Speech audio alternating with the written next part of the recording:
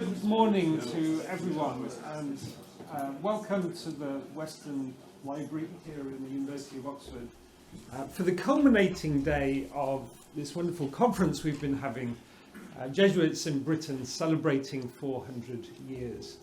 And it's been an extraordinarily rich, intense academic conference.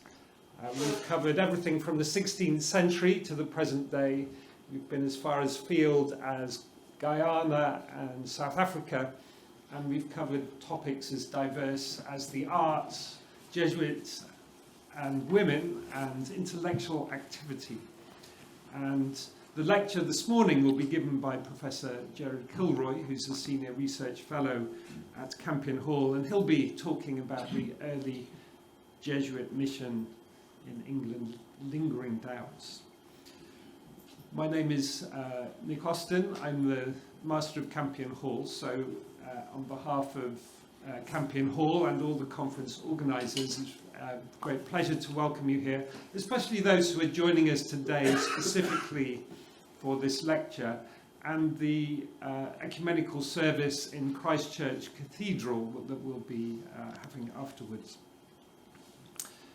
After the lecture, there'll also be, as well as chance for a few questions for Gerard, there'll also be a panel trying to sum up something of what we've been exploring in this very rich period of 400 years and more of the Jesuits in Britain. I want to make a special thank you here to the staff of the Bodleian Library. We've been given this gratis, so this wonderful theatre here in the Western Library, so many thanks for that. And the exhibition staff have been very generous in helping to organise this wonderful display, which includes Edmund Campion's own copy of the Summa Theologia with his own annotations. And those of you who are online, joining us online, can find Edmund Campion's copy of the Summa in the Bodleian's digital archive. So if you can't be here in person to see it, you can see it online. I'll now hand over to Michael Barnes to introduce this session.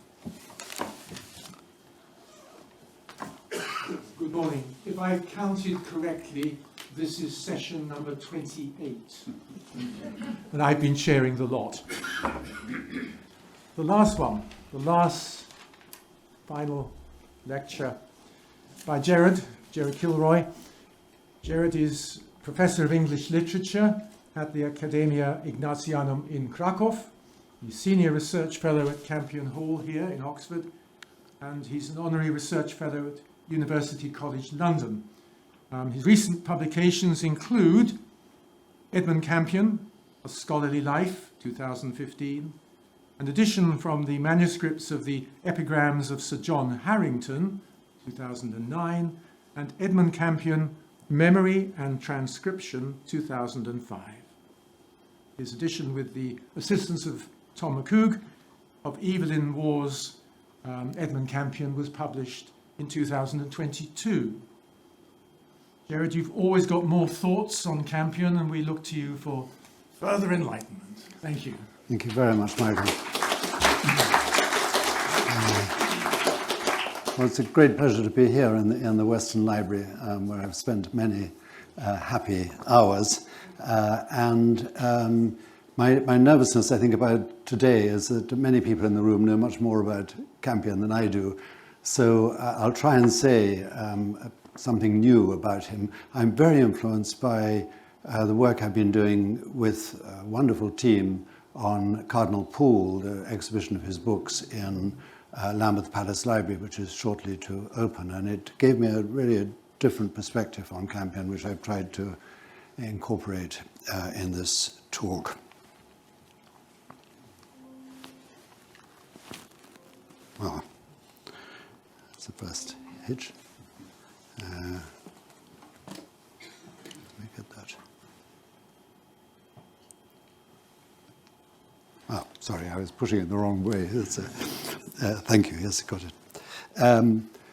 When Campion set sail for Flanders in late 1571, late June 1571, Robert Parsons tells us he left England for good and all. He arrived at Dr. Allen's new college at Douai just as all Libri Octi of Nicholas Sander's De Visibili Monarchia, issued from John Fowler's press in Louvain, and endorsed the 1570 bull of excommunicating the Queen. The 500 folio pages of Book 7 presented the history of the Civitas Dei in contrasting columns, with the Civitas Diaboli, heretics, crammed between Pontifices Romani and Doctores Catholici.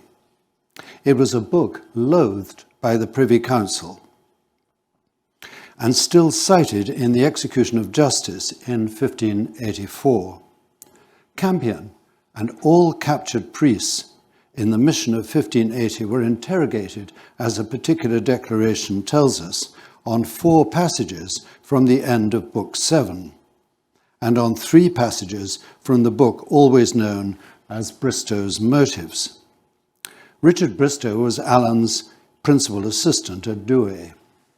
The 6 articles put to the priests on the rack all focused on regnans in excelsis, whether the papal bull was lawful, whether the Queen was lawful, whether Sander and Bristow had taught a truth or a falsehood in supporting the Pope's right to depose the so-called Queen of England, Praetensa Angliae Regina, whether the Pope had power to authorize the Northern Rebellion, and finally, whose side they would be on, the Queen or the Pope, in the case of invasion.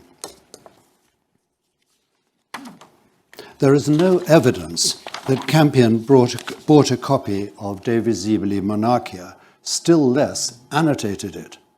From his trial, we know that he disagreed with the papal bull and he recognized the Queen as his lawful queen.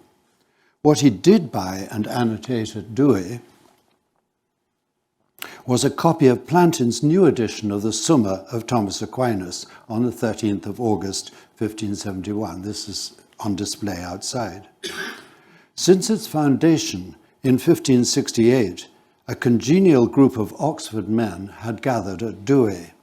Edward Rishton, Thomas Stapleton, Thomas Dorman, Thomas Ford, and Gregory Martin, his former contubernalis, roommate, and lifelong correspondent. Henry Holland, Noster Hollandus, who wrote a poem eulogizing Campion, joined sometime in 1573. Yet after only 18 months at Douai, during which he took all 3 parts of a degree in theology, Campion set out in February 1573 on a solitary pilgrimage to Rome. This was a radical departure, especially as it's clear that Campion hated leaving anywhere. Why did he leave, and what did he leave? Sander's book certainly endorsed the papal bull of 1570, praised the Northern Rebellion of 1569, and maintained the central tradition established by Cardinal Pole.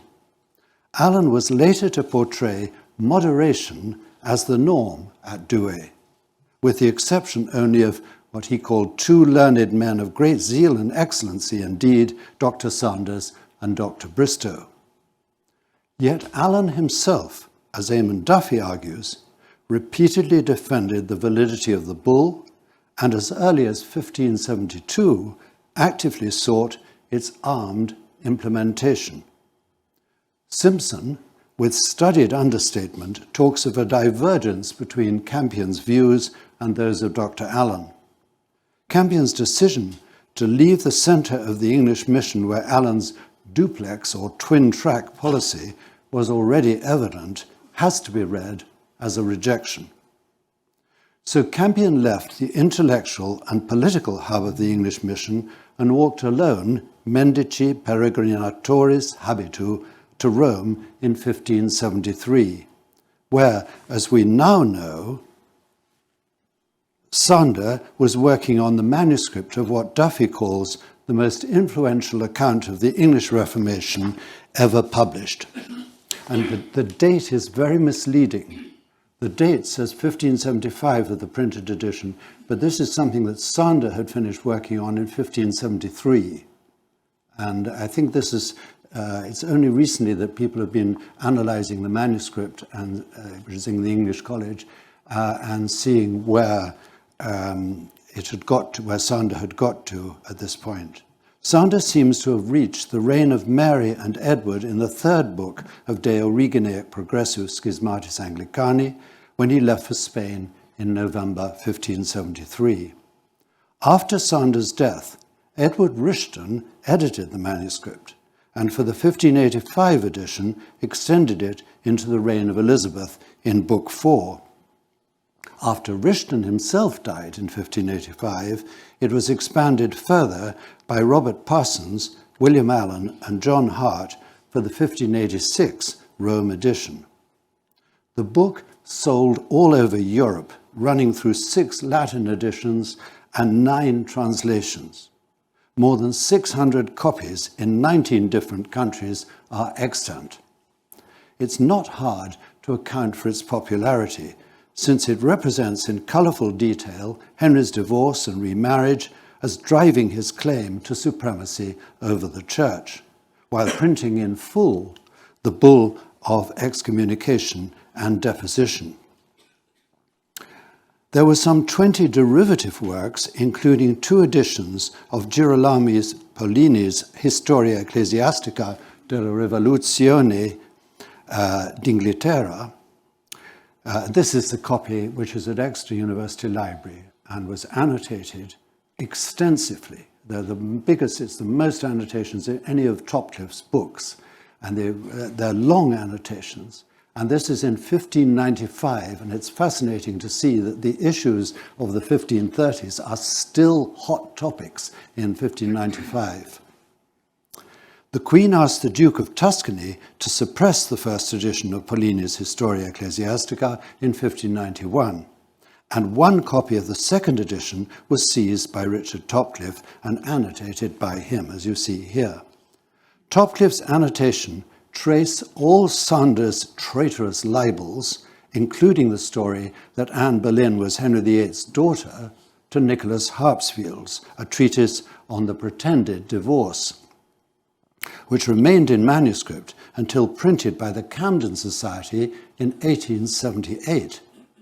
Topcliffe was able to pin down the source since, as he boasts in the margins of Pollini's Index, in 1582, I did take him, Carter, and he was executed for his publishing and selling diverse traitorous books, amongst which was Dr. Nicholas Harpsfield's book, of which he sold written copy, manuscript, for £20 a copy. And out of one of these written copies sent to the traitor Cardinal Allen, this false and traitorous history, i.e. the Pollini Sander, was compiled and written. Harpsfield's approach was in turn shaped by Cardinal Poole's open letter to his royal cousin ad Henricum VIII Britanniae regem pro ecclesiasticae unitatis defensione, normally known as De Unitate. Poole began this in Padua in September 1535, when he had recovered from the shock of hearing of the deaths of the Carthusians, Fisher, and More, and sent it as an open letter in 1536 to his cousin, the king. He writes very movingly of how he'd been able to do nothing for a month when he heard the news, and then he began this incredibly powerful piece of writing. When he'd recovered the shock of the deaths of these people, could you have killed Fisher, he says? Could you have killed More? Could you have conceived such a great crime? Could you have admitted such a disgrace? Though I myself was not present when these events took place, as I think about them now, they come into my mind as some terrible dream. While the first part carefully demolishes Henry's case for a divorce, the last 100 pages rage in a fine rhetorical apostrophe, first to England and then to London, with indignation and anguish at the death of Thomas More. Although it was printed in Rome by Anthony Bladus in 1539, few copies of this are extant in England, where the first printed edition to survive in any number is the Ingolstadt edition of 1562. Invisible as it has been in print, the first complete English translation was in 1965, Poole's seminal interpretation, as Duffy calls it, shaped Catholic historiography of the English Reformation and determined the primacy of Thomas More in English Catholic martyrology. In 1557, Nicholas Harpsfield completed the manuscript life of Thomas More, clearly intended to accompany the publication of William Rastall's The Works of Sir Thomas More. Duffy argues that Harpsfield could hardly have undertaken this task without Poole's knowledge and support, indeed without Poole's commission. It's well known that William Roper provided Harpsfield with a first-hand memoir, and that Harpsfield and Rastall, More's nephew, were part of the exiled household of Thomas More in the house of Antonio Bonvisi in Louvain. Less well known is the fact that all three, Roper, Rastall, and Harpsfield, were in 1557 working for Cardinal Poole in senior legal or administrative roles in Kent. Rastall's own life of More survives only in a fragment which describes the deaths of John Fisher, the 3 Carthusian priors, and the torture of the second group of 3 Carthusians. Harpsfield's life of More was not printed till R.W. Chambers edited it in 1932. So, writes Duffy, Sander established the fundamental Reformation narrative for Catholics. You might say, he says, the Catholic myth of a Reformation triggered by a tyrannical king's lust for a scheming courtesan. Harpsfield had already introduced the charge, which Sander elaborates, that Anne Boleyn was the illegitimate daughter of the king. And Sander elaborates it in a quite sort of sensational way, it has to be said. And Michael Questier says that this Sander's Reformation history written by the Daily Mail. Promulgated in full the papal bull Regnans in Excelsis, absolving English Catholics of their allegiance to the Praetensa Angliae Regina. There you can see the full text of the bull published in the second edition. When Campion arrived in Rome at Easter 1573, he was asked by Cardinal Gesualdi what he thought of the papal bull, and he replied that it procured much severity in England and the heavy hand of Her Majesty against Catholics. One wonders whether the Cardinal asked him if he knew Sander's work and what response Campion gave. The apparent invisibility in print of Poole and Harpsfield leaves Sander looking like a maverick outsider, a strident extremist who died alone in Ireland. Yet, he was firmly in the centre of the tradition established by Poole, continued by Harpsfield, and after his death by Rishton, Parsons, and most importantly, by Allen. These men represent the English Catholic mission. It's Campion, who's usually presented as the princeps gregis of Elizabethan martyrs, who is the outsider. What his Rationes Decem does not say is as significant as its 8,000 words. It says nothing about Anne Boleyn, the royal divorce, the royal supremacy, papal excommunication, or Elizabeth's illegitimacy. Elizabeth is simply Regina Angliae, or Regina Potentissima, whom he begs to be dignam ingenio, dignam litteris, dignam laudibus, to join the great princes of Christendom. The adversaries in the Rationes Decem are not Henry VIII, Cranmer, with his wife in a suitcase, and the Praetensa Angliae Regina, but the European reformers, Luther, Calvin, Beza, and Melanchthon. When Pope Gregory XIII agreed to the English mission on the 28th of September 1579, the Jesuit Superior General Everard Mercurian organised a meeting with his assistants, where Alan presented the arguments for Jesuit leadership of the mission, and Robert Parsons, as a diaboli advocatus, presented objections. The most important anxiety was that the mission would be perceived not as made for matter of religion, but as some practice of state. In the end, Mercurian approved Alan's mission, but expressly willed the missionaries not to meddle in politics, but to confine themselves to ministering the sacraments. 10 days later, the spy sled reported that there was a dinner in Rome where Dr. Allen, and this is his words, thundered out in speech the arrival of Dr. Sanders in Ireland.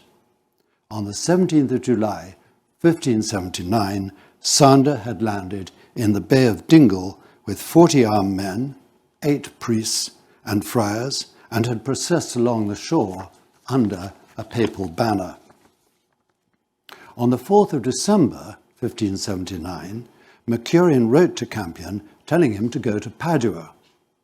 The following day, Alan also wrote to him enthusiastically to say that a letter from his superior would soon reach him. My father, brother, son, Edmund Campion, make all haste and come, my dearest, as quickly as you can to Rome, preferably by the middle of February. In mid-January, the Austrian provincial, Henrik Blissem, wrote to Mercurian to say how difficult it would be to replace Campion as a lecturer when he was halfway through the course, but that he would write to his rector. On the 6th of February, 1580, Mercurian wrote again to Campion, worrying that his first letter had not arrived and telling him now to go straight to Rome. On the 12th of February, Blissem wrote again to Mercurian to tell him how much the college would miss Campion. All who know his virtue, his powerful eloquence, and his other talents are affected by his loss. On the 18th of March, Mercurian sent a further letter telling Campion with increasing urgency to go straight to Milan. There appear to have been at least 9 or 10 letters telling Campion to Campion from his superiors. There appear to have been, but no letter from Campion. This suggests that Campion was reluctant to leave his flourishing academic and pastoral ministry in Prague, and that his rector and provincial, sensing that he was a man in crisis, were trying to protect him. New evidence supports this hypothesis. 2 of Campion's philosophy students were Caspar Brinsky and Adam of Anorsi. Their notes on Campion's lectures on Aristotle's logic and physics were recently found in the Prague Castle Metropolitan Archives. Luckily, before I'd finished my books, I was able to go and see them, and wonderful. I went again last week to look at them. At the beginning of the notes on logic, Vinotier explains that Campion, on leaving Prague, asked for a copy of his students' notes as a memorial of his work. Vinotier prepared his notes on the physics, while Caspar Brinsky's notes on logic came to him, he says, on the latter's death. In both volumes, Vinotier added headings, marginal decorations, and verse. We know from these notes that Campion told his students at 1 p.m. on Saturday the 9th of February, they recorded the exact hour, that he had been summoned to Rome. So distressed were they by this news that they dramatized their grief in Latin hexameters. 100 of them. Complaining that their professor was leaving before finishing the course.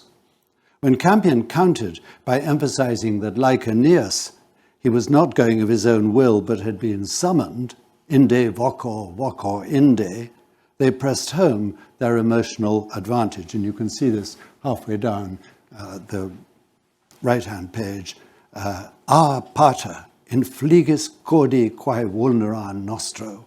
Ah, Father, what wounds you inflict on our heart. In his letter to his rector Campani from Bologna, Campion wishes he had been able to write to them individually, singulatim, but overwhelmed by the number and various anxieties, I've ended up satisfying no one. Leaving was clearly an emotional wrench for everyone. Campion offered his distressed students the consolation of a public disputation, for which the playbill has survived. And you can see halfway down the names of Caspar Brinsky and Adama Vanossi among the contestants there. It's a very interesting reflection of pedagogy in this period, that a disputation was regarded as a sort of holiday event. And this is in the Strahov Library in Prague. On Saturday, the 23rd of February, Vanossi, after leaving several pages blank, begins a new section, explaining that Father Paul Neucker gave the next lecture after Campion was summoned to Rome and sent into England. Below, he adds a prayer to Campion on the Versio, and I find this very, very moving, and you can see it on the bottom of the left. Sancti Martyri, memento Adama Vanossi, discipuli quondam tui, once your pupil. The notes have now become a written memorial of the words of a martyr, a sort of tertiary relic. Prince Ferdinand of Bavaria took Campion in his carriage on the first stage of his journey from Prague to Munich, where Campion seems to have spent nearly 2 weeks in the Duke's library, making notes on early editions of Luther and preaching on the feasts of Thomas Aquinas, the 7th of March. The Duke then laid on his carriage to take him to Innsbruck, from where Campion began walking like a pilgrim again to Padua. Here he received his letters telling him Romam propera, hasten to Rome. So he finally took post horses and reached Rome on the 10th of April, 4 months after he had been summoned. Johannes Schmidl, the historian of the Bohemian province, wrote that he lingered for a little while. Aliquantisper haerebat. If Campion's hesitant progress to Rome suggests doubts about the mission, the meeting of the missionaries and the assistant Oliver Manetz with Pope Gregory XIII identify the source of those doubts. And we know very well about these thanks to Tom McCoog and his team looking at the secret Vatican archives. In 1580, in advance of a meeting with Gregory XIII, the missionaries submitted 19 written questions. The papal answers in the secret Vatican archive acknowledge that great harm, magnum damnum, has befallen English Catholics as a result of the bull, and that the context in which there was hope of recovery of that realm by that way and manner, ea via et modo, an incredible euphemism for armed rebellion, has vanished, evanuerit. Yet the Pope did not repeal the bull. Instead, the notorious mitigation was inserted into the faculties granted to the missionaries that rebus sic stantibus, as things stand, Catholics need not obey the bull. The execution of justice cites the bull from the extract in Sanders de Visibili Monarchia and includes the text of the mitigation, which it derides as meaningless. It did nothing to mitigate the perception of the missionaries as agents of deposition.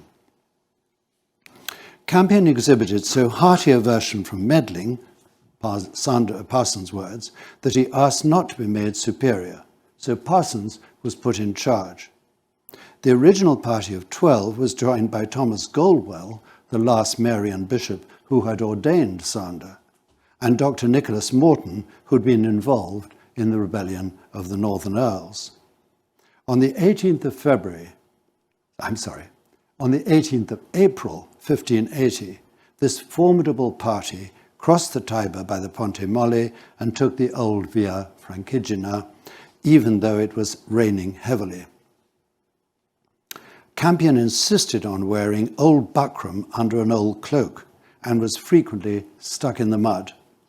When challenged, he simply said that to him that went to be hanged in England, any kind of apparel was sufficient. They reached Reims on the 27th of May, where Dr. Allen announced that he had fresh letters from Spain with news that Dr. Sander had landed in Ireland. Parsons says that both men were horrified by the news and did easily foresee that this would be laid against us and other priests that would be taken to England. Campion went to the president, Mr. Dr. Allen, and said, "Well, sir, here now I am, as you have desired my going to England, and I am come a long journey, as you see, from Prague to Rome, and from Rome to Reims. And do you think my labours in England may countervail all this travail, as also my absence from Bohemia, where though I did not much, yet was I not idle, nor unemployed, and that also against heretics." Compare this with Allen's letter to Campion, "Come quickly," and so on. In Reims, Campion ran headlong into what Peter Lake and Michael Questier call the unwelcome political and polemical context. Allen's apparent duplicity and the meddling forbidden by Mercurian forced Campion to confront the material realization of the mental doubts that, like evil spirits, had followed him from Prague. The etymological root of dubitare is duo habere, a frequentative form of it, to oscillate between two views. Campion's lingering doubts were not about the binary choice between Her Majesty and the Pope, but whether ministry and preaching were possible on the darkling plane between the state's rack and the oppositional ecclesiology of Harpsfield, Sander, and Allen, fatally wrapped in Regnans in Excelsis. Confronted in Reims by Allen's duplicitas, he fell back on his vow of obedience to his Jesuit superior with the gay abandon of a condemned man. Campion finished his interview with Allen by saying, "I made a free oblation of myself to His Divine Majesty for life and death, and I trust that He will give me grace and force to perform, and this is all I desire." The ultimate cause of the confusion of spiritual and temporal power lay with the first act of supremacy passed in November 1534, making the king and his successors the only supreme head in earth of the Church of England. More, Fisher, the Carthusians, and all subjects subsequently were forced to choose one of two. The source of this awful choice was Henry VIII, the man who, in Campion's own words, it's one of the fiercest things he ever said. He saw an inscription in the lodge of Christchurch, where some of us have just been staying, which welcomed Elizabeth as the daughter of the founder of the college. And Campion said, "I've never seen anything miserious, more wretched than a man, the memory of an outstanding man, Wolsey, being forgotten, and this honor being conferred on a man who has, in his words, completely confused the human and divine and destroyed root and branch both religion and the monarchical commonwealth of Britain." Sander and Campion were acting out two alternative conceptions of the church and two distinct resistance theories. Campion had used both his visits to Rome to voice his disagreement with the papal bull, as he asserted vehemently at his trial. He added that he had answered the Queen herself, that he'd acknowledged Her Highness not only as my Queen, but also as my most lawful governess. "I acknowledged Her Highness as my governess and sovereign. I acknowledged Her Majesty both facto and jure to be Queen." Campion seems deliberately to echo the wording of the 1559 oath, which required the subject to acknowledge that the Queen's Highness is the only supreme governor of this realm. He remains resolutely silent about the second half of the sentence, as well in all spiritual or ecclesiastical things or causes as temporal. Urged to the point of supremacy, he said, indeed, they were bloody questions. When Campion landed at Dover on the 25th of June 1580, Sander had been in Ireland for a whole year, and musters had been raised in every county in England. As the Spanish ambassador reported, there was vigilant watching day and night from the beacon towers. On the 19th of July, 1580, the day Campion wrote his letter to the council, the famous brag, Viscount Baltinglass stirred Leinster into revolt. Indeed, on the 21st of August 1580, Mendoza reported that fear of a rising of Catholics here, as well as in Ireland, had prompted the Queen to order 100 Catholic gentlemen to be imprisoned in various castles and strongholds. Sander's expedition to Ireland, like a blanket, suffocated the English Jesuit mission, robbing it of the air it required to live and breathe. The proclamation against Jesuits of January 1581 explicitly states that Her Highness, therefore, foreseeing the great mischief that may ensue by such wicked instruments, whereof experience hath been over lately seen in the realm of Ireland. It's a remarkable feature of Catholic historiography that the first English Jesuit mission has been analysed and assessed with barely a reference to Dr. Sander. Parsons, in his Life of Campion, makes only 3 passing references to Sander's expedition. Bombino follows his lead. This has shaped all subsequent Catholic historiography so that the damaging effect of Sander's expedition has been expunged from this Campion story. The invasion was no sideshow, but the stage on which the first English mission was unwillingly played and the prism through which it was negatively viewed. Michael Carafiello's influential essay characterizes the mission as fundamentally political, but makes no mention of the invasion of Ireland. Robert Scully mentions it only in a footnote. Paul Hanmer transposes the militancy of the Irish invasion to the Society of Jesus. The Jesuits, he says, sought to foment rebellion against Elizabeth and prepare the way for a foreign invasion to restore Catholicism by force. The Society of Jesus has been blamed by the Privy Council and modern historians for intensifying the state's oppression of Catholics, when the blame lay with the narrative established by Paul, endorsed by Allen, and enacted in glorious technicolor with book and sword by Sander. Patrick McGrath's verdict.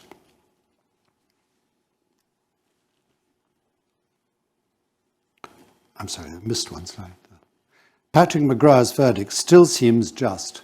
Allen, like the Pope who relied so much on his advice in English affairs, failed to see that he could not have it both ways, and that he was placing the missionary priests in an impossible situation when he sent them to work for the Catholic cause by spiritual means, while at the same time he was supporting attempts to overthrow the Protestant regime by force.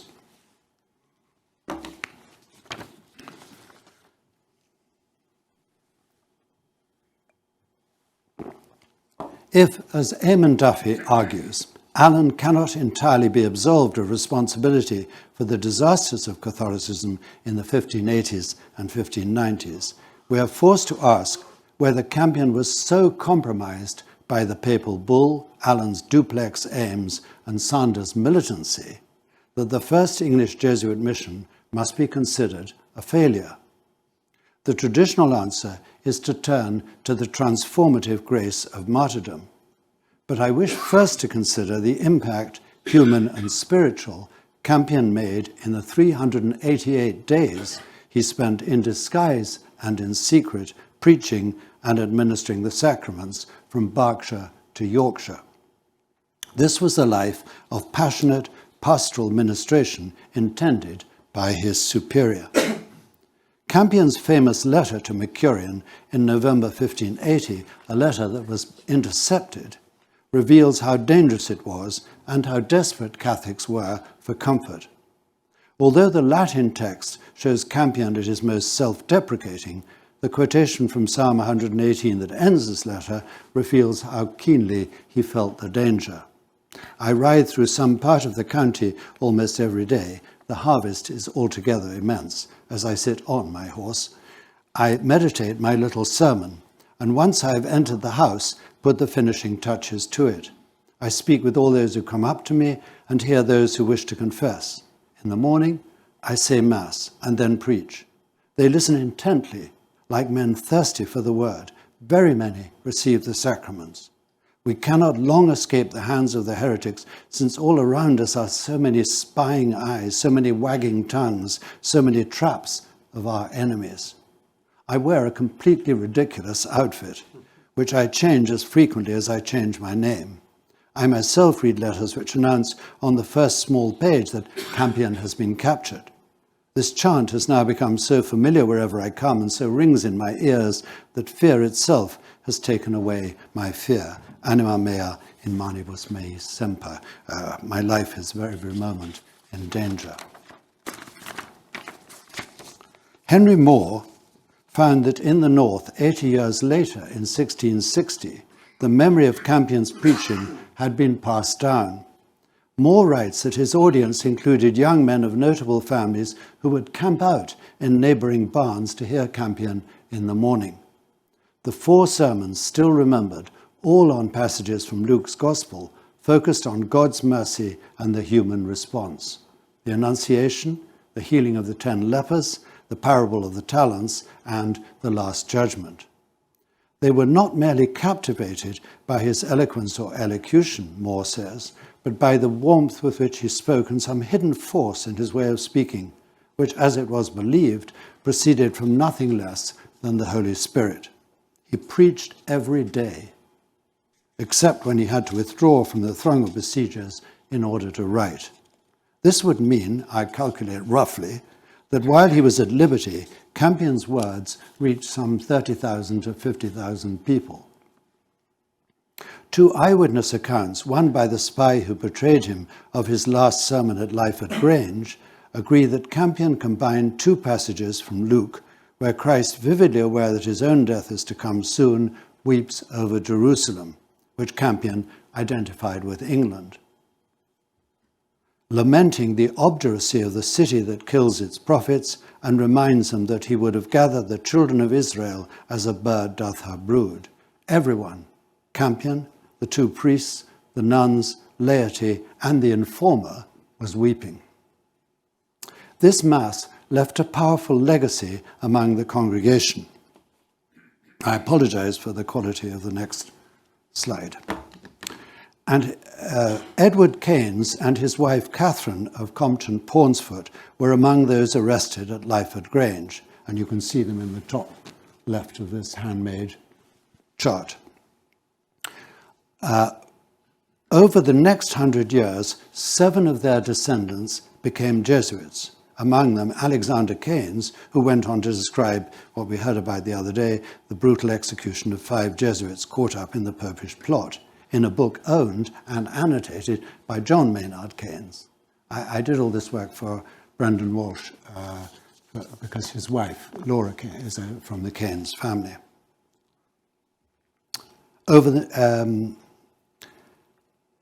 in the 1650s, Mary Cotton of Warblington Castle was led by the Duchess of Newcastle into the Carmel in Antwerp, dressed rather incongruously as a nymph. She joined 9 of her cousins, Anne and Catherine Keynes, and you can see all these on the bottom, the middle line, Anne Keynes and Catherine Keynes, and then right along the bottom line, you can see the others, Anne and Mary Harcourt, and 5 Wakeman sisters. Altogether, 15 descendants of this couple, who had been at Lyford Grange, entered convents in Antwerp, Gravelines, Rouge, and Kent. Even in the Tower, Campion could win over a hostile audience, as he did in the first disputation. When the lieutenant of the Tower derided Campion's declaration that he was spent and almost exhausted with pain and miseries, and asserted that he was tortured only because of his wicked conspiracies, Campion hauled himself to his feet and, with a countenance all inflamed, offered to accept any torture if anyone could charge him with a single crime. A deep silence ensued, says Bombino, even amongst the lords themselves and the whole assembly. The silence in Elizabethan audiences is an incredibly rare event. And after that, no one contradicted him. Later that day, they tried to raise a chant that he could not read Greek, which Campion ignored until he was passed a copy of St. Basil. When he read this perfectly and translated it elegantly, the crowd gave up hissing and jeering and, Bombino says, turned instead to what his translator calls a festival and soothing murmur. When he arrived for his trial at the doorway of Westminster Hall, and this is the last trial, I think, to take place there, and I put this to give you some idea of what it must have felt like to be a prisoner or defendant in this huge space, which is now used for wonderful ceremonial speeches like Benedict XVI and so on. Campion was held up by the huge crush of people. So he entered the immense packed hall a little after the other defendants. All eyes turned to him, says Bombino, as if a new planet had appeared. Bombino writes that his arms and hands had been so completely dislocated after 2 more rackings that he was only able to respond to friends in the hall surreptitiously greeting him with the characteristic serenity of his face. When he finally reached the bar, he was applauded by many, and all the other defendants bowed deeply to him as if to a prince. So how does one explain this impact? One could start with Campion's appearance. Although we have no contemporary portrait and no description, one feature recurs in all the accounts.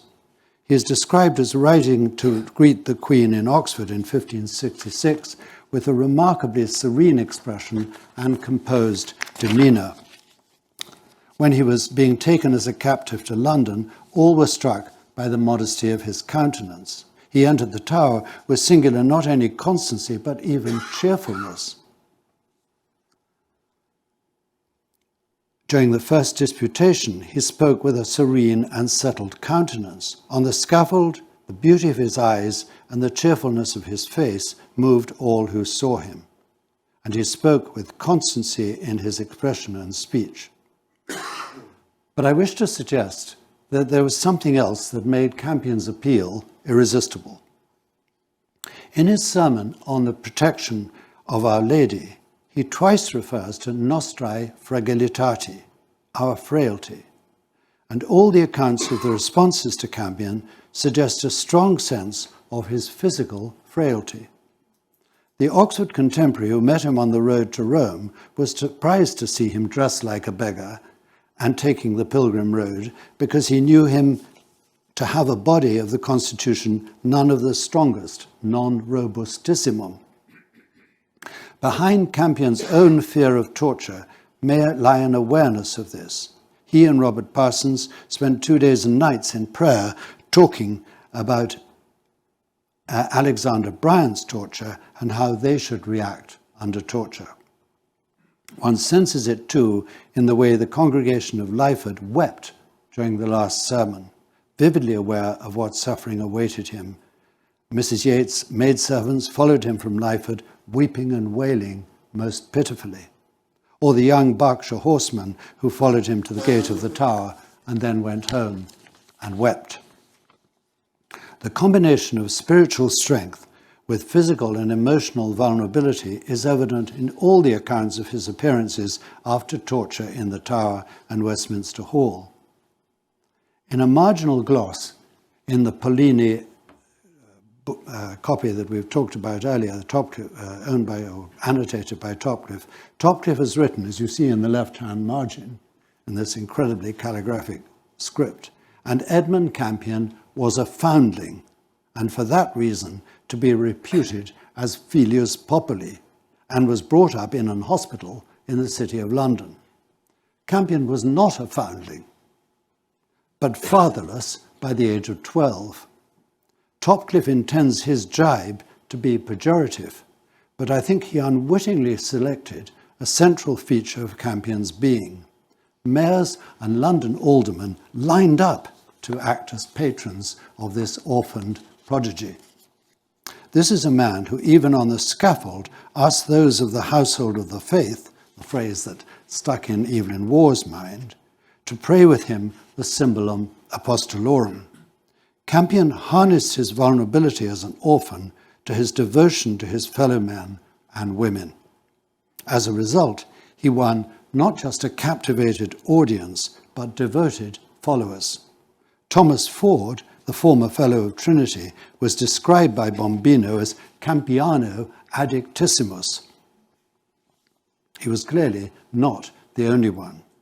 After Christ's Hospital, Campion was always at home in large groups, whether in St. John's, the novitiate in Brno, the 12 missionaries walking to England, or the 7 men printing the Rationes Decem in the attic at Stoner Park, or writing to Our Wigsy, Our Holland, Noster Hollandus, Noster Martinus, his contemporaries at St. John's, with whom he remained in correspondence all his life.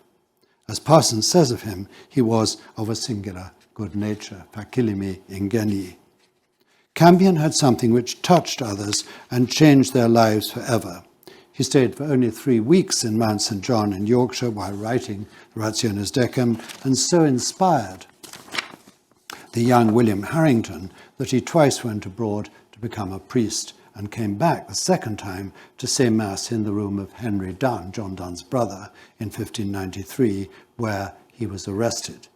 Harrington wrote from prison to the Lord Keeper, John Puckering, "Campion I desired to imitate, whom only love for his country and zeal of the house of God consumed before his time."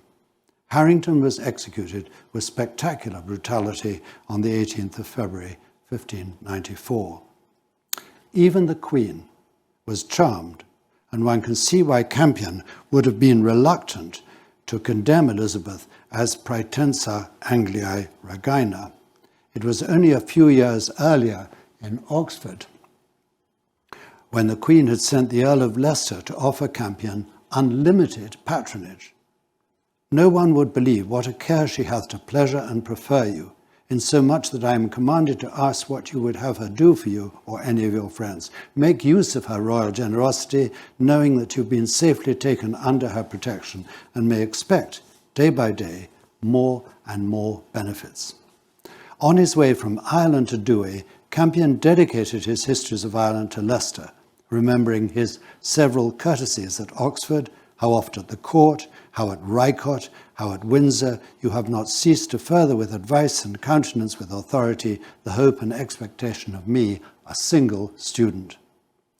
Bombino adds, in a marginal gloss to his own copy in the Borgo Santo Spirito, "On the night before the arraignment, Campion was led to the Queen, covered with the cloak of a servant of Owen Hopton, lest anything should disturb those who did not know what was going on, and that in her presence and that of Cecil, he talked much about religion, as did the Queen herself, and that he was tempted with the offer of an archbishopric and the hope of other prizes." Parsons confirms that Campion said in public at the trial that he had spoken to the Queen and made it clear that once again the topic was the bull. When Lord Charles Howard asked Campion which queen he prayed for on the scaffold, Campion answered, "Yea, Elizabeth, your queen and my queen, unto whom I wish a long, quiet reign with all prosperity." And the effect of that is that when Howard got back to the court, this is Parsons' account, the Queen asked him where he'd been. He said he'd been in the execution of 3 papists, and she said, "Well, what's your opinion of them?" And he says, "Well, I think they've all been put to death for no fault." One wonders what was her face at that point. When the news of his death reached Prague, Philip de Monte, the Kapellmeister, sent music on the first 4 verses of Psalm 136, Super Flumina Babylonis, to William Byrd, but with the verses pointedly rearranged, so that the second verse, with its suggestion of hanging up their harps, comes last. Byrd responded by sending back a setting of verses 4 to 7 as Quomodo cantabimus, how shall we sing in an alien land, so that de Monte's despair and Campion's lingering doubts came to be replaced by defiance and determination. Long after the death, he anticipated so clearly. This is, by the way, one of the real treasures of Campion Hall. This is an incredibly large and very unusually large Agnus Dei, and it was founded in 1959 by workmen working at Lyford Grange. And the only priest there at that point who'd been in Rome was Campion.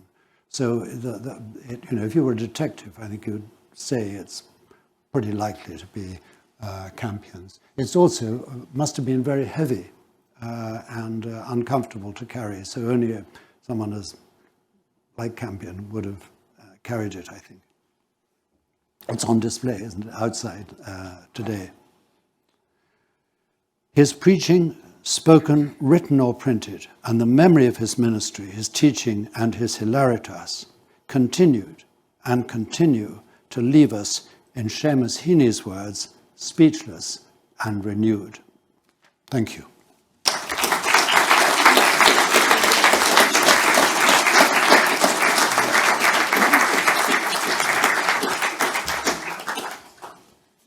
Thank you, Gerard. As magnificent in scope as it was moving in tone. Thank you so much. We have a few minutes to raise some questions or thoughts from the floor. Let's go straight on, use what time we've got. Just a moment to settle. At the back there, Toby.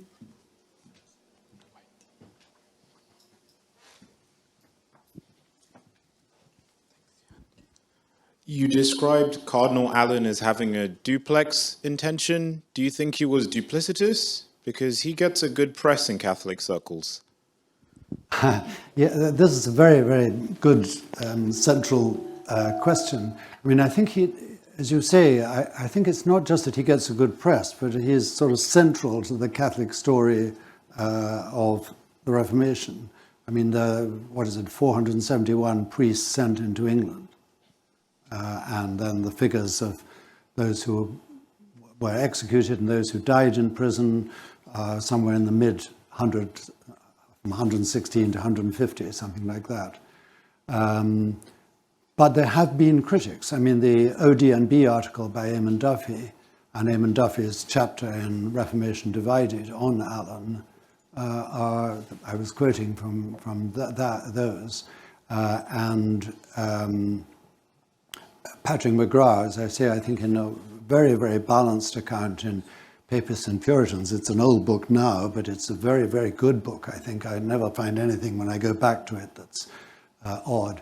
So I think, I mean, what your question highlights is, I think, the need for somebody to do a biography of Allen. And I can see why people hesitate, because it's like, we were talking this morning at breakfast about Dunkirk. It's as if, this is part of the national myth, and Allen is part of the national Catholic myth. So I think your question is a very, very good one and very difficult one to answer. But I can't, the evidence is so strong. He cannot not have known of Sanders' invasion. And yet he asked Mercurian to send 2 of his best men on the expedition, and apparently didn't tell either them or Mercurian. Yeah. Now, I think it's inconceivable. I mean, I know Sled is not a reliable witness, he's a spy, but it fits what we know had happened. And I think what's a shame about the way the history of Sanders' expedition has been written is, in a way, they played along with Allen's account that it was, surprising news he'd landed there. But, an expedition like that takes some time to put together, even one as badly organized as that. And then to sail from Spain to England. So I hope that answers your question. I mean, I think it's a very, very central question you've raised.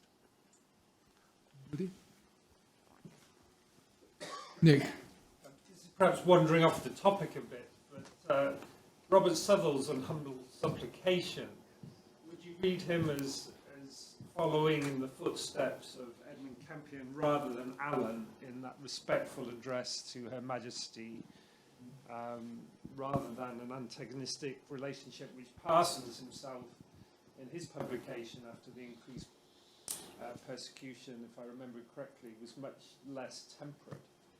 Yes, well, I almost want to ask Peter here to knows more about the humble supplication than I, but I do think that Southall's more in the Campion tradition and the Campion camp, if you like, than in the other side. I mean, his whole approach is much more ironic.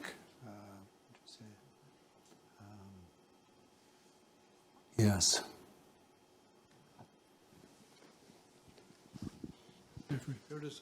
As the century moved on, did the narrative change at all, particularly in relation to the Popish plot and the development, it seems to me, of a new form of literature in the scaffold speeches of the martyrs in the Popish plot?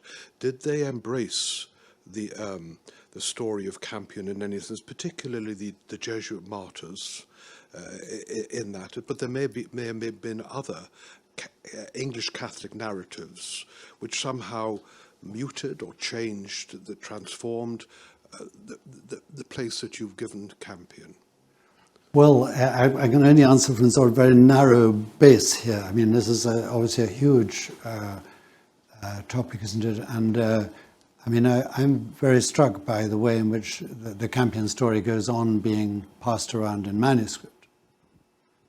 So, you know, the manuscript, many people here know, English poet B5, comes from Wootton Wowan, and we've got a latest date in it of 1657.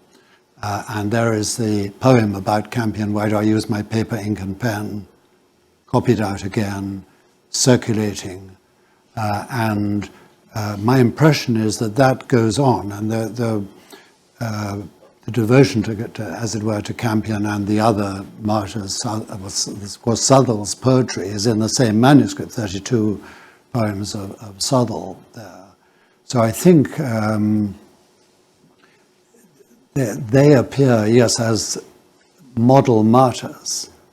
And what I think is difficult for, I sense, for Catholics in the middle of the century, and then even more in the 1670s, is that the effect of the gunpowder plot.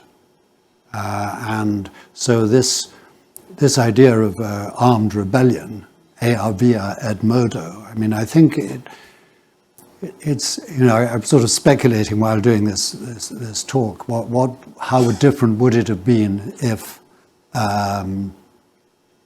there hadn't been the papal bull?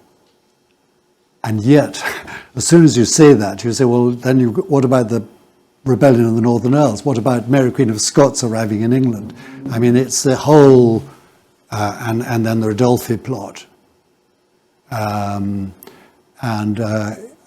mean, I think it's, you know, obviously I've been working on Evelyn Waugh, and he portrays it as the plots as an endless plot of Cecil himself, Burley, but it's clear that some of them were plots, and obviously they have a very bad effect on the lives of Catholics in the country.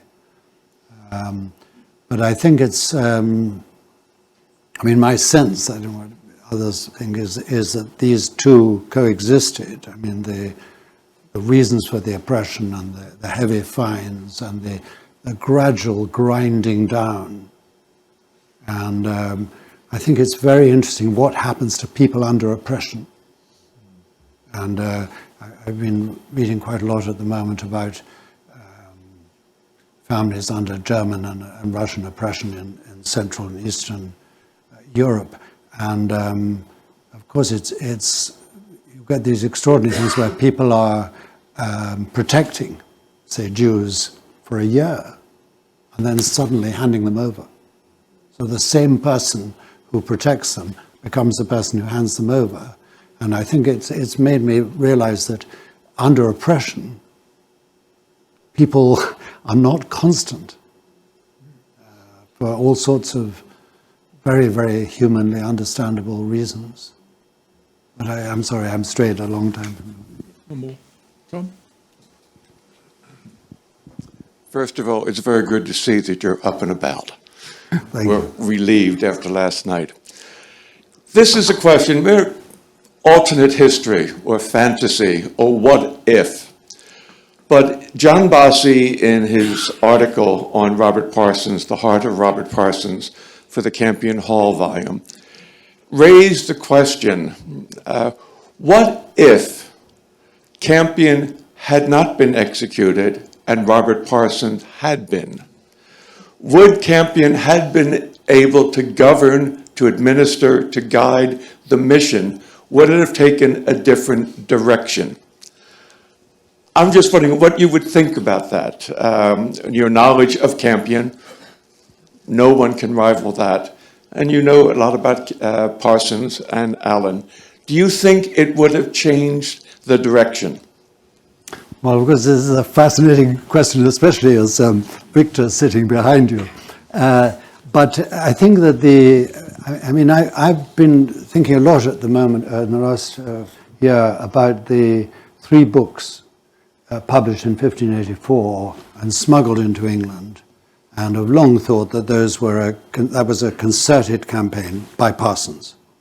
Parsons orchestrating a copy of a letter, Leicester's Commonwealth, treatise on the right title of Mary Queen of Scots, Leslie's book, and of course Allen's True, Sincere and Modest Defence. And those are smuggled in, as you know, and cause mayhem, as they were intended to do.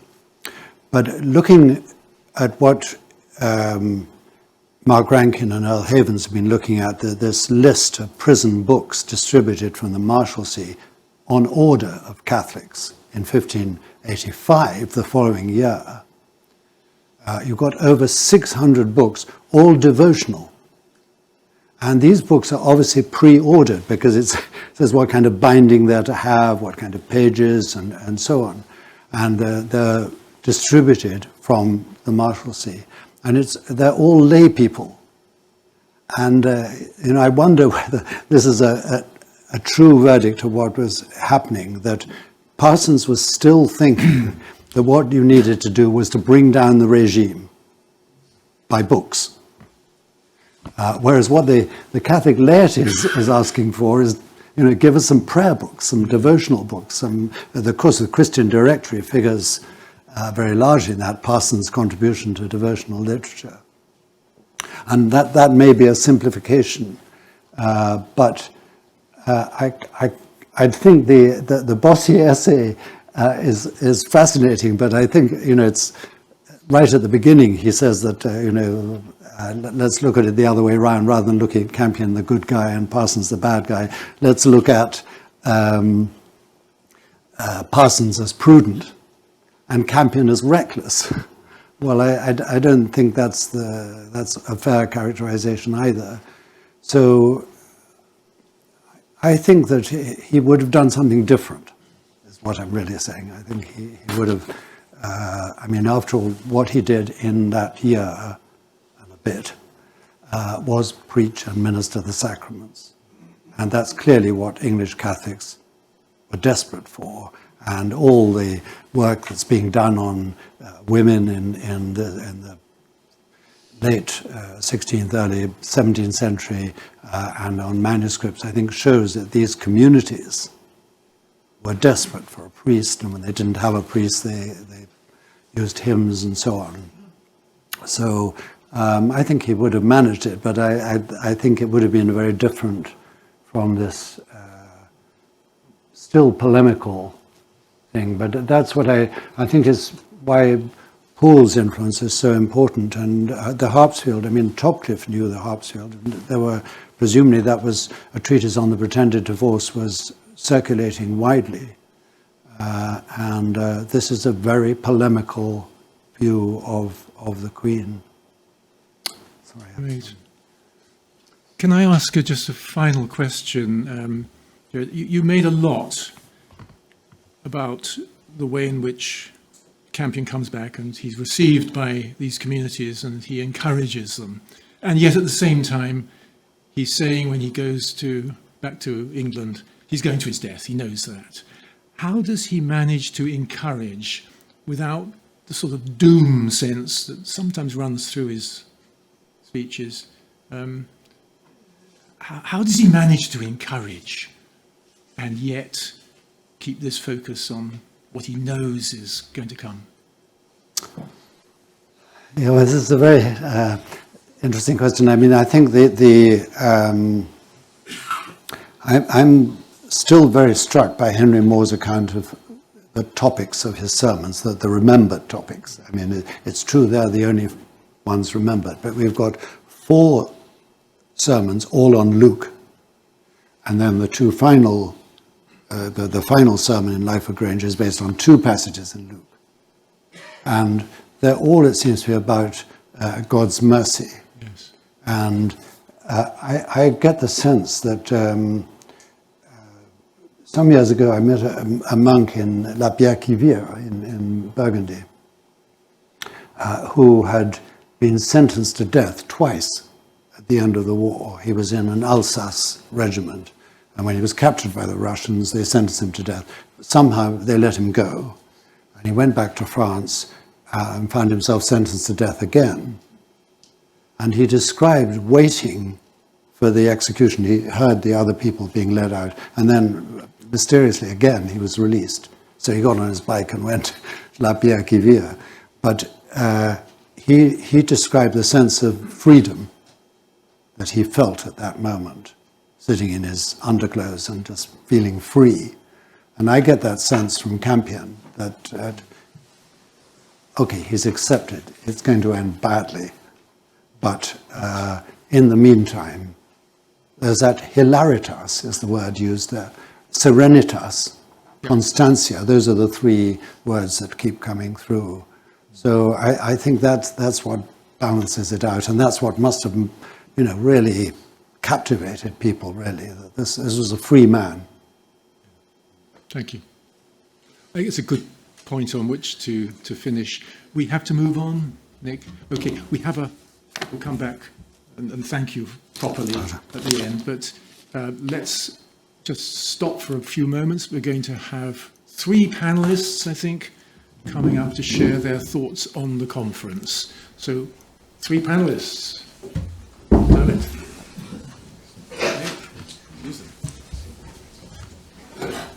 So there's usually a step here that I'm still on.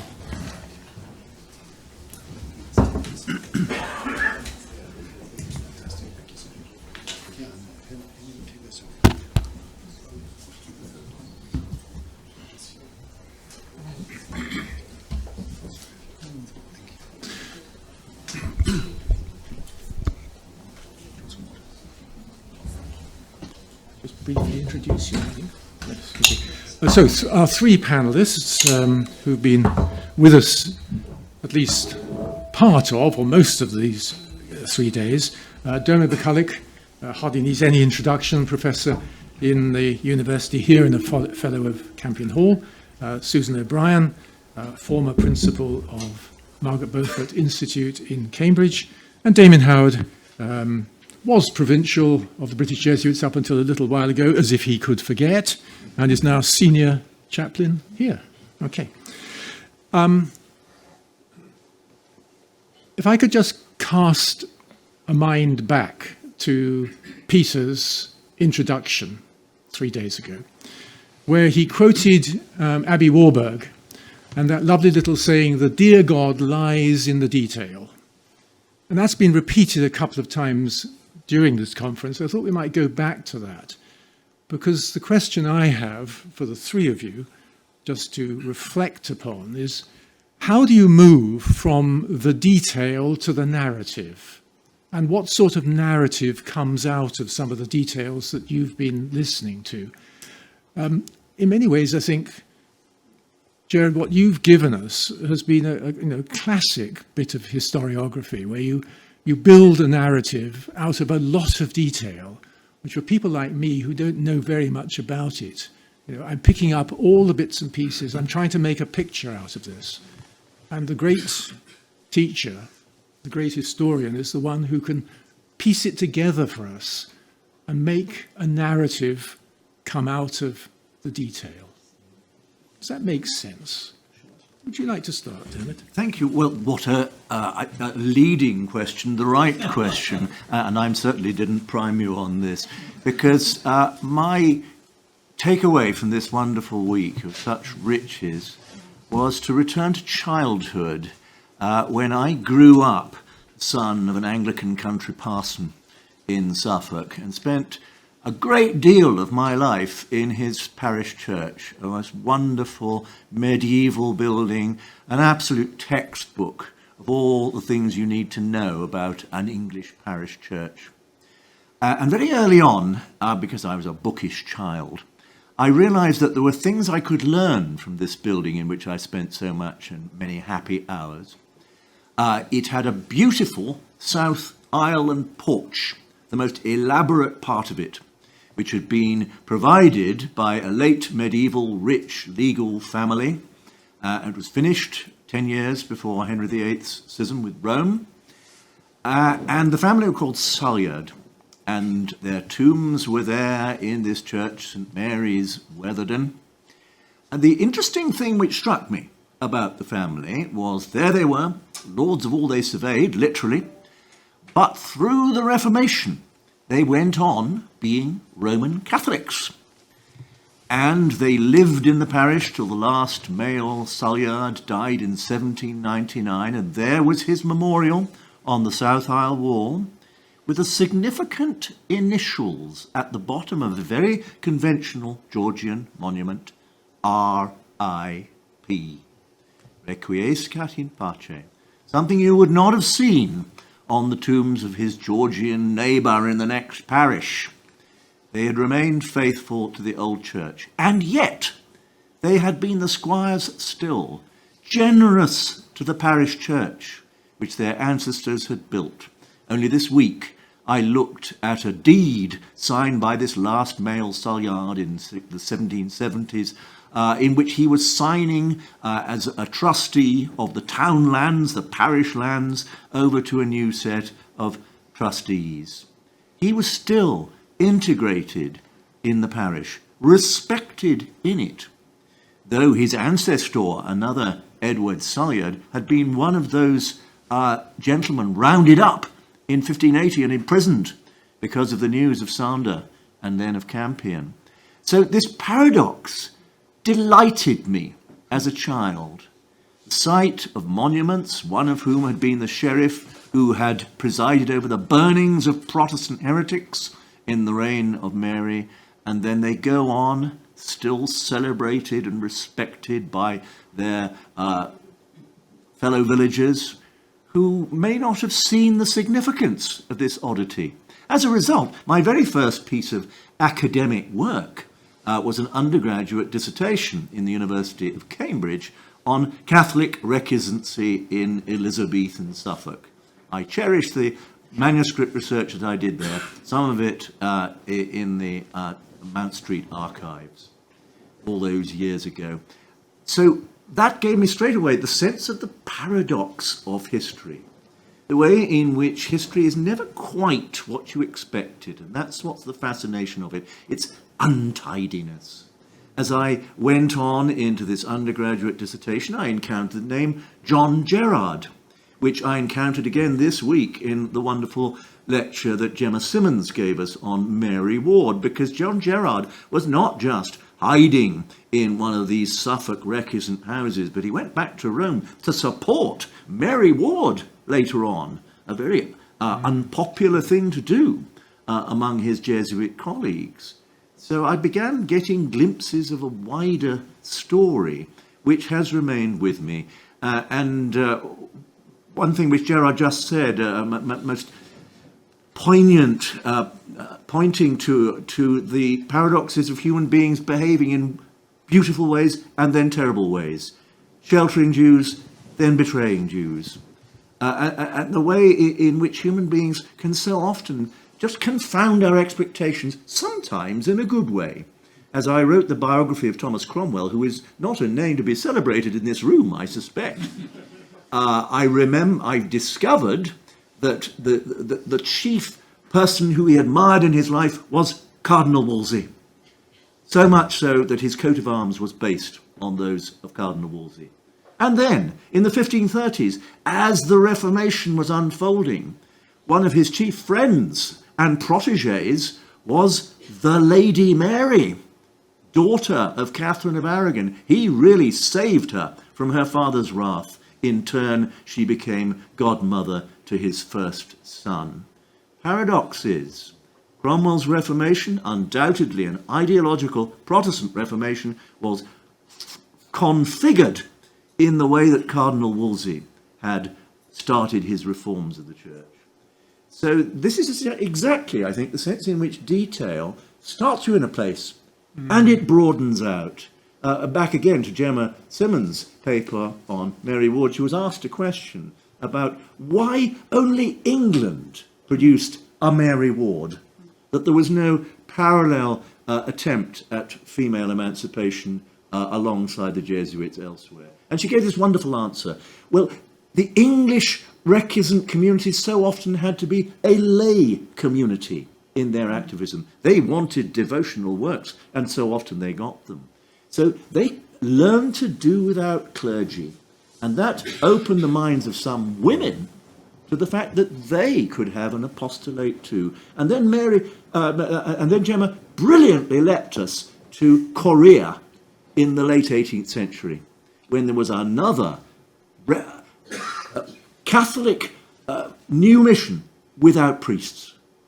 And it was possible, therefore, for the church to flourish in time of persecution without its clergy. So something I take away from this week, which I've enjoyed very much, is the sense of the Society of Jesus as a huge global unifying force.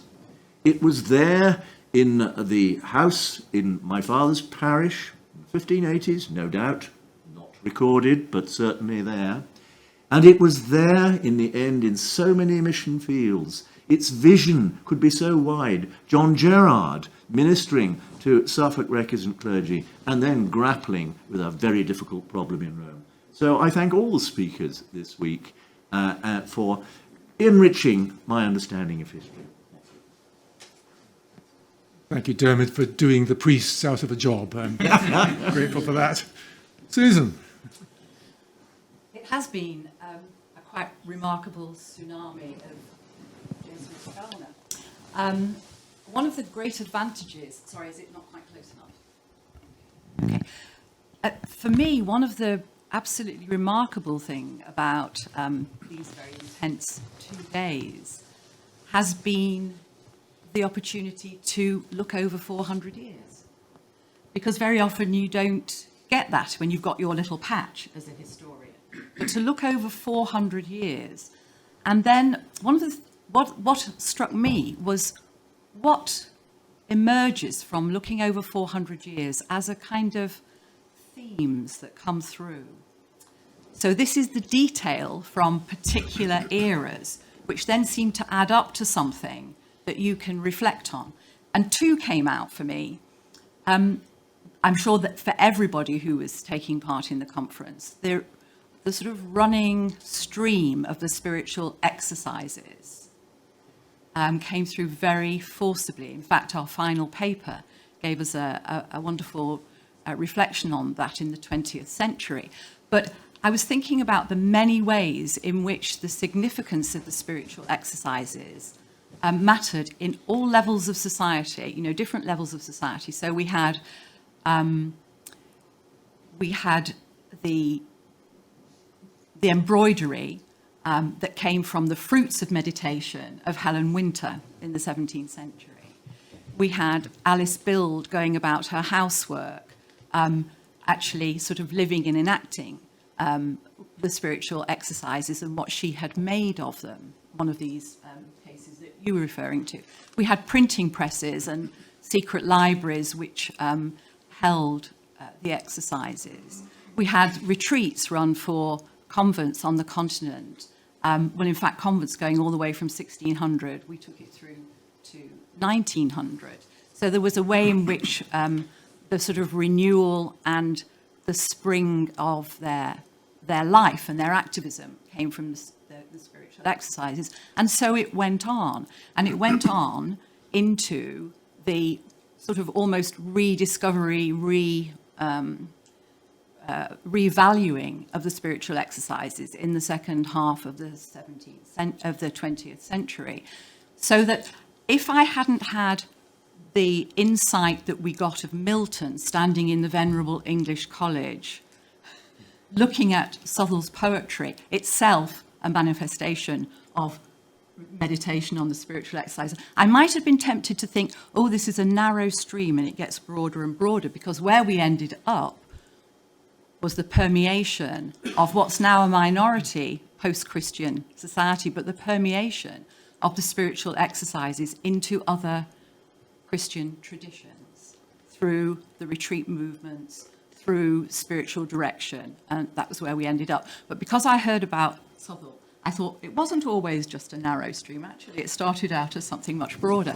So for me, all that detail added up to this. So this morning, I went onto my phone and I put Pray As You Go on, because it's still being recreated. Now, using modern technology, the Jesuit spirituality, the examen, you can do on your phone, guide you. You can do and this is all English Jesuits reenacting it. So for me, that is a theme. That came through very strongly. I won't go on about the other one, but I have to say I'm labelled it in my mind, Jesuit exceptionalism, English exceptionalism. And I think that's another theme, and I think it's both reality and it's partly becomes memory, and it even becomes something lived out when it's no longer perhaps so valuable. But that's for another. Yeah. Just to interject that little phrase that came through at odd points, how did the English Jesuits get away with it? Sort of standing outside the mainstream of the society somehow. It was fascinating. Yes, and it ended up even in Maryland in the 17th century, always wanting a different, can we have a different ruling? And so it went outside of England too. Thank you. Damien. Michael. Can I let you loose? I don't think you've got any choice. You've asked me to make a contribution. I am very acutely aware of not being a historian in this august panel, and I think I've been asked to say something about the detail on the provincial's desk, and maybe some of the gaps that keep that from the history books. So let me say 3 points, of course, about topics that Jesuits would rather not talk about, because I think that's part of the thing here, and I'm probably not going to make any friends by mentioning them. But the first one, prayer. Gosh, everybody's relieved that it's a nice, easy topic. I know we've talked about spiritual exercises at some length, and that's been really important. But Jesuits pray every day, or at least they're supposed to, for quite a substantial period. I think one of the things we often don't talk about is exactly what we are doing during that time. I think it's hedged around by insecurity that we're not praying together like the monks, and we're not great mystics like the Carmelites, so what on earth are we doing? Probably one of the first things I did as provincial was actually try to raise the topic, and it was quite interesting, some of the insights that came out of Jesuits sharing about what goes on for that daily hour of prayer. There was real depth, actually, to be discovered in what was going on there. I don't know whether this is something that the archives can tap into, but I got a feeling there might be spiritual journals and diaries, retreat notes, over centuries, and I got a feeling actually there's a really interesting and important story to be told there. Certainly an awful lot of detail, an awful lot of God's presence and God's support to Jesuit lives taking place in that place. Second topic, not so easy. I'm going to name abuse as a really important topic. I do that partly because I've got in my mind the faces of abuse victims, and I think some of them would be saying, how can you be telling this story, centuries of Jesuit life, in 2023 and not name this reality? I'm sorry if some of you are thinking, gosh, how could he say this, talk about this topic on such a lovely day? I think it's being faithful to our Jesuit spirituality, to be perfectly honest. And I think that's why I make no apologies for this.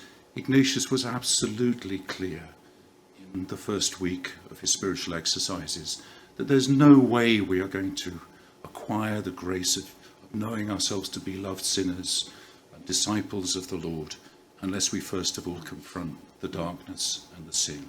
We're lucky now, in a way that we weren't so lucky 20 years ago, to know that this is not just an issue for us in the Catholic Church, in religious orders. It's a subject that touches on every area of life in our society. So we're not alone. We don't have to be surrounded by the shame that was certainly there for the first few decades. But I think it's really important as Jesuits that we name that and we face that, and we understand that there's a really difficult but important grace being given to us in what's taken place over the last few decades on that topic. And the third really difficult topic, most difficult of all, money. Jesuits, most of us like to imagine that all the things that keep us going, from breakfast in the morning to the computer that helps us to send our emails and engage with academic life and all the other things that make our lives possible, come because of a kind of providential fairy that makes all these things available to us day by day. Whereas if you've spent a couple of years in governance, as I have now, you know that it comes through terribly dull, prosaic, and for English people, English exceptions, some slightly distasteful things to do with money and bank accounts and investments. The British province, I don't think it's a big secret, is fairly well resourced. And that's down to two things. One is fantastically generous benefactors who we ought to name and celebrate as we remember them in our monthly masses. But it's also the story of the really prudent management of resources over a number of centuries. And I think it's really important. You don't have to be a Marxist to see that the mission, all the things that we've been able to do, have at least in part been possible because of the faithful management of those resources. There's a story there to be told. And again, Jesuits, rather not think about that. Filthy lucre. Can I ask the three of you this question? What's been forgotten in the narratives which we've tried to trace? Susan. For me, it's the lay brothers. I picked up two mentions of a lay brother. One who faithfully was a sacristan, I think at Stonyhurst, and who faithfully looked after the vestments for 60 years. And then there were lay brothers who were working on the plantations in Maryland, were also mentioned. And of course, in the list of martyrs, Nicholas Owen. But I think there's a story to be told about the lay brothers, which we didn't really hear at all, including, what happens in the 20th century when change happens. But I would very much like to have heard, to hear more about that. Thank you. Dermot. You put me on the spot. I personally, and this is partly my personal preoccupation, is we could have heard more about architecture, buildings, and their messages, both in England and elsewhere. I mean, I think I'm very struck, for instance, visiting Cologne some years ago and looking at the Jesuit church there, which is making clear allusions to the Romanesque architecture of the great parish churches of Cologne. And what it is saying is that we are the historic Church of Germany, not the Lutherans. And they're building this in the early 17th century, by which time Lutheranism looked a very convincing traditional German church. And the Jesuits are saying, no, you're not. We're going to leap back over that.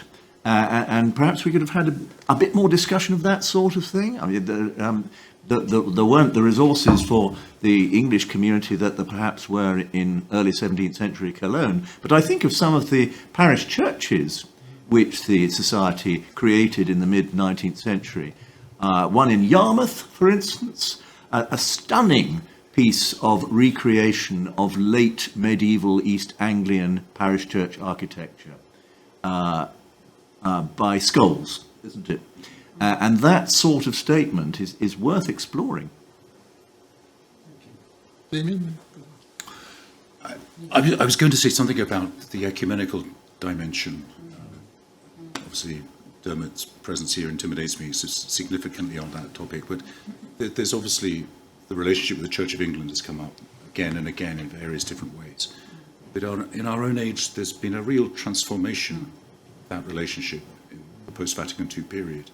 I suppose what always struck me as provincial was that we have been of great service to the Church of England in the last 50 years. The number of Anglican students, and indeed from other Christian traditions, at Heathrow, for example, including doing ministerial training, was quite extraordinary. The number of Anglican clergy who come to retreat at St. Bino's is very, very significant.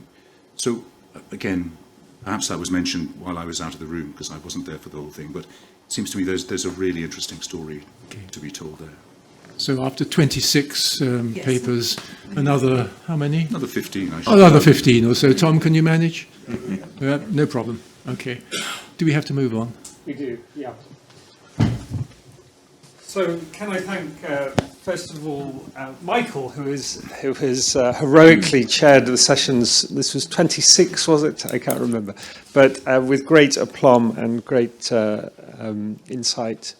And many, many thanks, Michael. Thank you so much to Gerard for your wonderful, always new and enlightening material and much food for thought. And thank you to our panelists for such acute and enlivening observations. We're coming to the end now of our conference. We just have the ecumenical service in Christchurch Cathedral now. Those here present, if you can be seated 11:30-ish or soon after, that would be great. We kick off at 11:45. And we have two, as well as Bishop William Kenny, who'll be preaching. We'll have two new world premieres of music by our music fellow Luca, and the second chance to hear Sir James Macmillan's piece composed for the 400th anniversary of the British province. So a real treat awaits us there. And if you're online, you're welcome to join us online for that service. So many thanks to everybody, and hopefully see you at Christchurch very shortly.